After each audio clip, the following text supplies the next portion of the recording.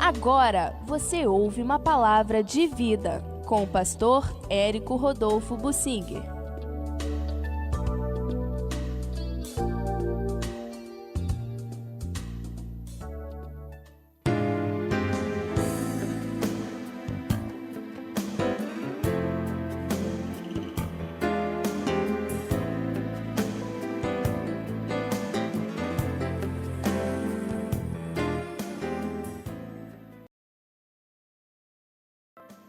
Eu quero falar sobre a soberania de Deus, mesmo em meio à desgraça do pecado. Nós temos na Bíblia muitos textos relacionados à genealogia, descrição da ligação entre gerações, e isto na antiga aliança era muito importante. Na nova aliança, nada. Não faz sentido saber quem era o seu avô, seu bisavô. Na nova aliança não tem sentido. Para Israel tinha, porque a bênção passava de geração para geração. Hoje, na era da graça, no Novo Testamento, não tem isso. Qualquer um em qualquer lugar que buscar a Deus vai ser atendido. Quem invocar o nome do Senhor será atendido, será salvo em qualquer lugar, qualquer pessoa, e por isso o evangelho precisa ser levado a todos os lugares.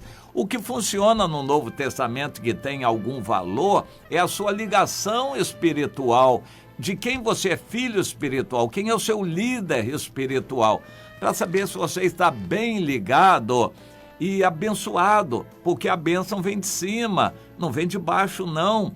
Não é pelo ir muito à igreja que você vai ser abençoado. Você precisa ter uma cobertura espiritual, um líder que traga a bênção de Deus e oriente e mostre o caminho e ajude você a trilhar. Não adianta querer andar sozinho como cristão. O cristão precisa se ligar, congregar, ter um líder, uma líder sobre a sua vida. Isso é fundamental em épocas da atual aliança do Novo Testamento. Mas na antiga aliança, a genealogia. E a gente vê fulano, filho de cicrano, beltrano e tal. E para nós aquilo hoje tem pouco sentido. Mas Deus registra alguns detalhes a respeito de algumas pessoas. Por exemplo, em 1 Crônicas 2, diz que o primogênito de Caleb foi Maressa, o pai de Zife, e o filho de Maressa foi Abi, Hebron, os filhos de Hebron, fulano, etc. Bom, isso é uma relação em que as pessoas veem pouca coisa, mas se a gente parar com detalhes, a gente vai verificar que o Caleb, que influenciou a tribo de Judá inteira pelo seu exemplo e testemunho, quando junto com Josué foi destemido, valente, acreditou nas promessas de Deus e quis ir à frente do povo lutando para tomar posse do território que Deus tinha dado. Até os 85 anos de idade ele ainda queria lutar e pediu ao Josué que desse uma oportunidade de ele lutar e tomar Hebron. Então, veja você, Deus quer que cada um de nós tome isto como exemplo. O Caleb foi um exemplo para muitos e ele tomou a cidade de Hebron e se estabeleceu ali. Hebron mais tarde veio a ser a sede do governo de Davi, do reinado de 7 anos e meio. O Caleb foi uma mola propulsora e ele foi pai de vários aqui que são mencionados, e eles foram valentes na antiguidade e foram pessoas que influenciaram toda a valentia da tribo de Judá. É bom a gente ter isso em mente, mas por outro lado, o Caleb não foi aquilo que foi por causa dele só. Ele teve a bênção de Deus, ele foi escolhido por Deus, ele não pode alegar que ele era capaz, mas foi Deus quem o escolheu. Deus continua nesse diapasão em muitas passagens para nós sabermos que ele continua sendo o mesmo. Aleluia. Deus continua sendo o mesmo Deus soberano que escolhe pessoas hoje. Ele me escolheu a mim, não foi mérito meu. Ele me livrou de acidentes, de ataques, de tantas coisas, desvios e quedas de pecado. Não foi a minha capacidade, foi o Senhor. Eu atribuo a Ele essa glória e como uma tentativa de agradecimento, eu me dou a Ele, me dedico, me consagro. Quanto mais você foi perdoado, mais você ama. O crente que é acomodado não ama a Deus porque ele não reconhece muito erro nele. Ele é bonzinho. Jesus não teve que fazer muito para o crente bonzinho. O crente bonzinho já era bonzinho antes de ser crente. Então, o sacrifício de Jesus não foi tão necessário assim. Afinal de contas, ele não tinha muitos pecados grandes. Ele era um bonzinho. Isso é o problema. Essa pessoa nunca vai se dedicar de corpo e alma ao Senhor agradecendo, porque ele não reconhece muito mérito no sacrifício de Cristo. Ele ajuda no mérito, ele já era bonzinho. Você está entendendo o que eu estou dizendo de um crente bonzinho que acaba não dando frutos? É muito comum isso nas igrejas. Mas Isaías 48, versículo 12 diz: dá-me ouvidos, ó Jacó, e tu, ó Israel, a quem eu chamei. O Senhor diz, eu chamei. Eu sou o mesmo. Sou o primeiro e também o último. Também a minha mão fundou a terra, e minha destra a estabeleceu. Quando eu os chamar, céus e terra, eles se apresentarão juntos.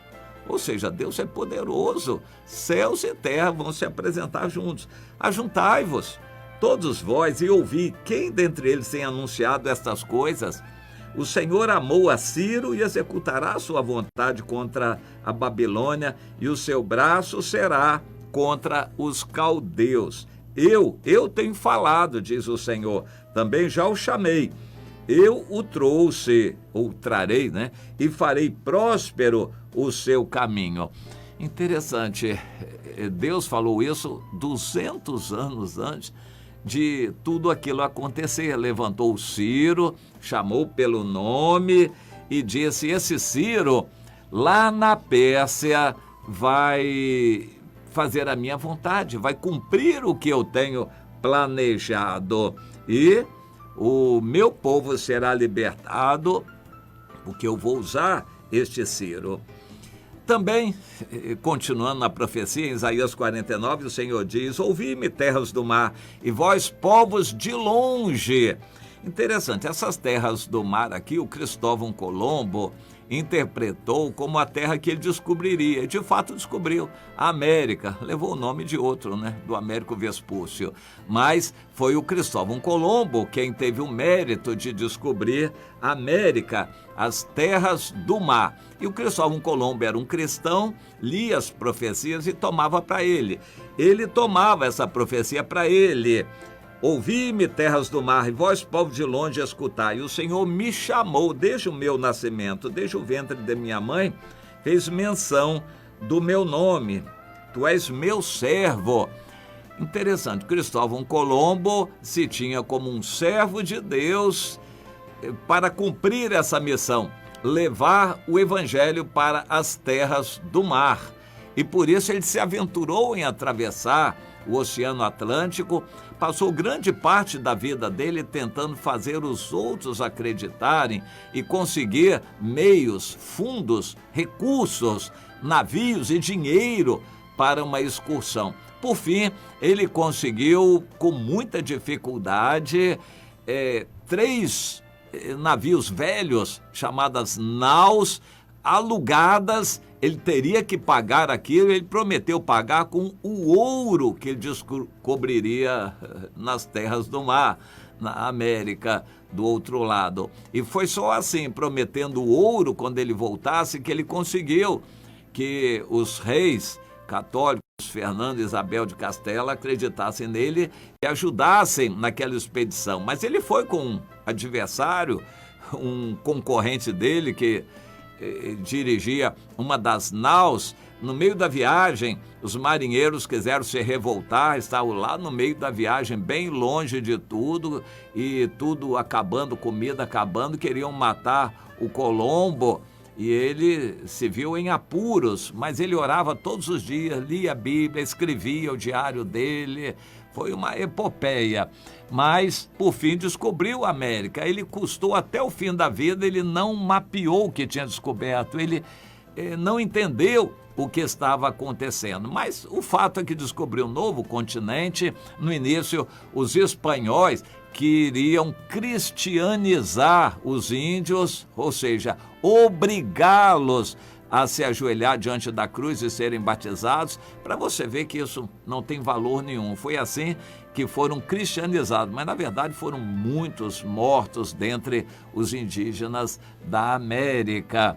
Mas eles cristianizaram alguns, obrigaram a se tornarem cristãos nominais de aparência. Isso não adiantou nada. É bom a gente lembrar que o Cristóvão Colombo viveu antes da reforma protestante do Lutero. Então, estavam todos num ramo só do cristianismo. A Igreja Católica era o cristianismo. Não havia tido ainda a divisão entre católicos e protestantes. O Cristóvão Colombo era um cristão fiel a Deus, que clamava a Deus. Ele conseguiu o grande feito dele, descobrir a América. Porém, evangelizar, ele não conseguiu. Na época, eles, por causa do interesse em ouro, mataram muitos índios, obrigaram outros.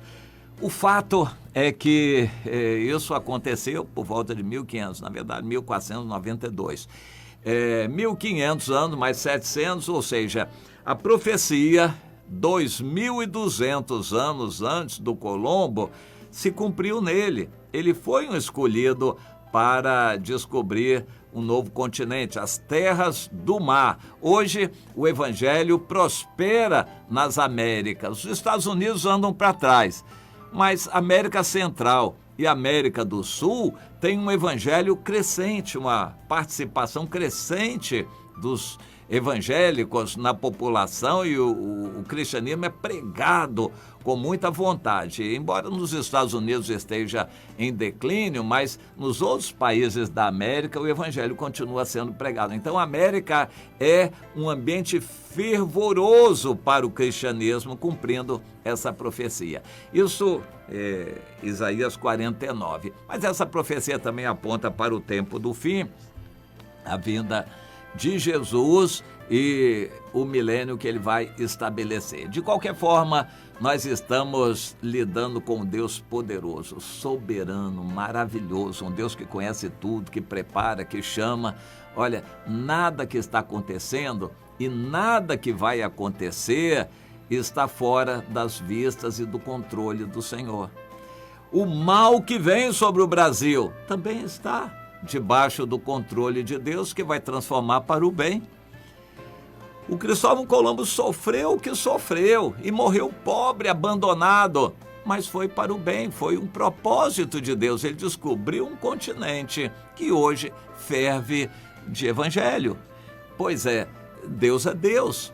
O mal que vem sobre o Brasil vai cumprir um propósito de Deus. O Caleb viveu em uma época dificílima, mas foi um bom testemunho do Senhor, mesmo contra o ceticismo, o negativismo de seus outros irmãos israelitas, ele deu bom testemunho.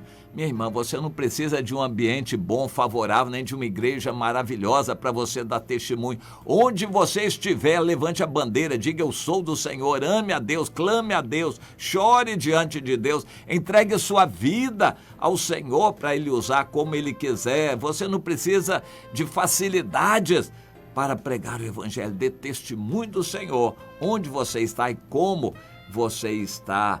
Seja o ambiente pior possível, você ande na presença de Deus, como o profeta Elias, quando todos à sua volta estavam servindo a Baal, ele foi fiel. Seja você fiel, saiba que Deus escolheu você para ser um testemunho no meio de uma multidão de carnais e pessoas influenciadas por Satanás. Deus escolheu você. Não menospreze essa escolha. Valorize o Senhor. Honre a Deus com a sua fé, ao invés de se acovardar e se entregar às coisas do mundo e ceder e desistir e se acomodar diante do mundo. Honre o Senhor com ousadia da fé, com unção que Deus te dá para que você faça diferença no meio onde está e levante a bandeira do Senhor. Saiba, minha irmã, foi Deus quem escolheu você, não foi você que escolheu o Senhor, não. Não é com a sua força, é Deus que quer honrar você, mas você tem que honrar